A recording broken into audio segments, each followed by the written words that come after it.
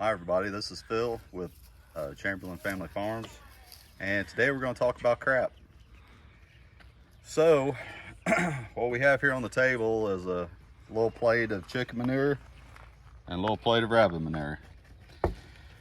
So a lot of these other homesteads, they talk about that the chicken manure is a hot manure. You can't put it on your plants, which you can't put it on straight. That's a fact. You will burn up your plants. And the rabbit manure, you can put on your plants and it'll help them grow and everything.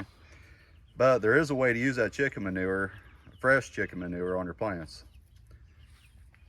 So what you do is you get you a 5-gallon bucket, which I'm not going to do it all right now, but get you some chicken manure. And what you do is you fill up that chicken manure, I don't know, about an inch or two on the bottom of your bucket. You'll fill the top up with water. Get your stick, stir it, let it set for a couple hours in the sun, stir it around. And then you can take it and you can pour it on the base of your plants, not on your leaves or nothing like that, because you'll burn them up that way. But if you put it down on the ground around the roots, it'll shoot them up.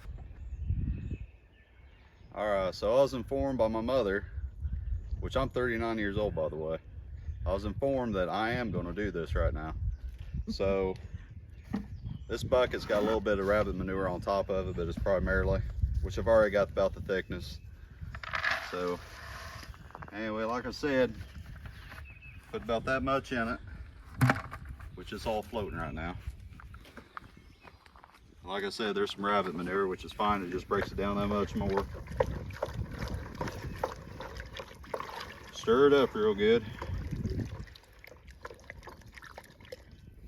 And then with that rabbit manure, it looks like Cocoa Pebbles.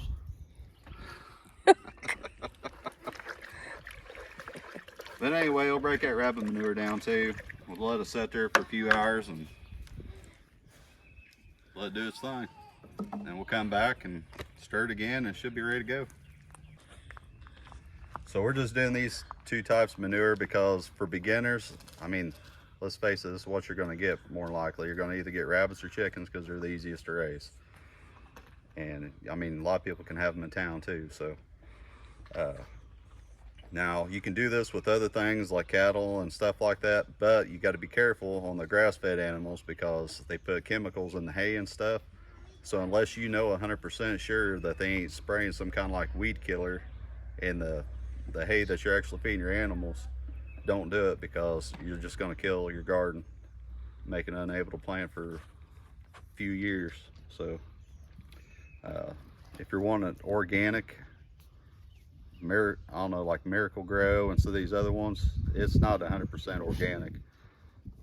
But if you're like me, you don't really care. I mean, yeah, you can be healthier, but I'm a firm believer when it's your time to go, it's your time to go. So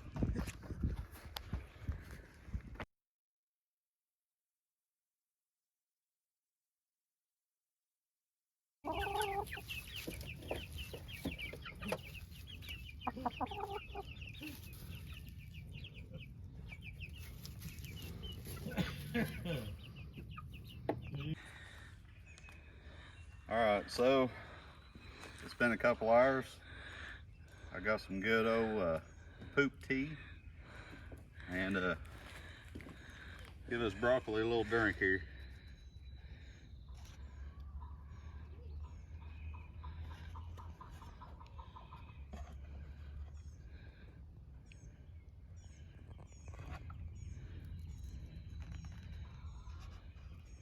Now again, you want to make sure you put it at the base, not on the leaves if you can help it. Which I Yep, we're still here.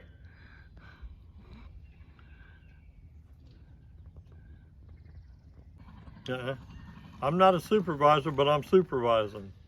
That ain't true. He watches work for hours. That fascinates him. It does. All right, so this is my compost bin. I plan on putting a lot more of these up.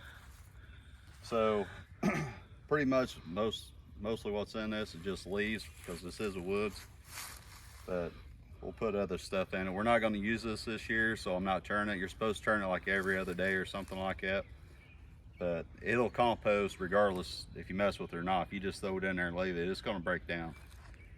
So But you got to make sure you got at least 3 feet each way, because it's got to be able to build enough heat up in the center, you know, and you add water and all that every day.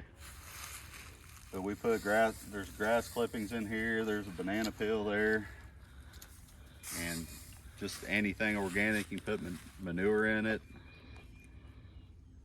Put dead animals in it if you want to, I guess. We did that when I worked at the hog farm, put whole hogs in there.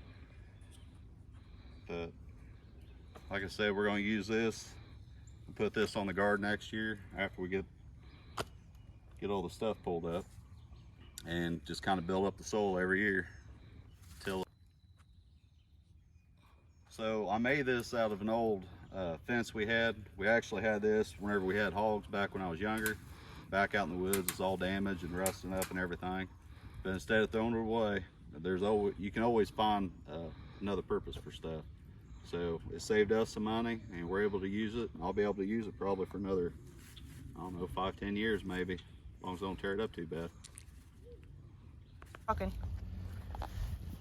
So I just got all this area all mulched up and everything, all the trees I cut down yesterday. So I'm gonna go ahead and I'm gonna plant a few of these trees along the edge. I'm gonna space them out fairly decent, that way we can put bushes and comfrey and other things in between.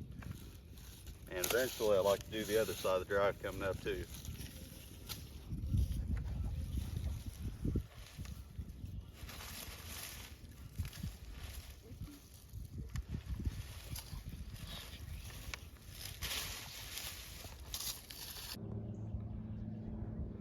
Hey everybody, thanks for watching, and hope you enjoyed the show. If you like this, I'd like for you to hit that like button and subscribe. Tell your friends. Thanks. We look forward to hearing from you. You can contact us by email at chamberlainff@gmail.com. Like us and subscribe to Facebook and YouTube at Chamberlain Family Farms. We're also available on Rumble at Chamberlain FF. We really look forward to hearing from you. Give us some ideas. Bye.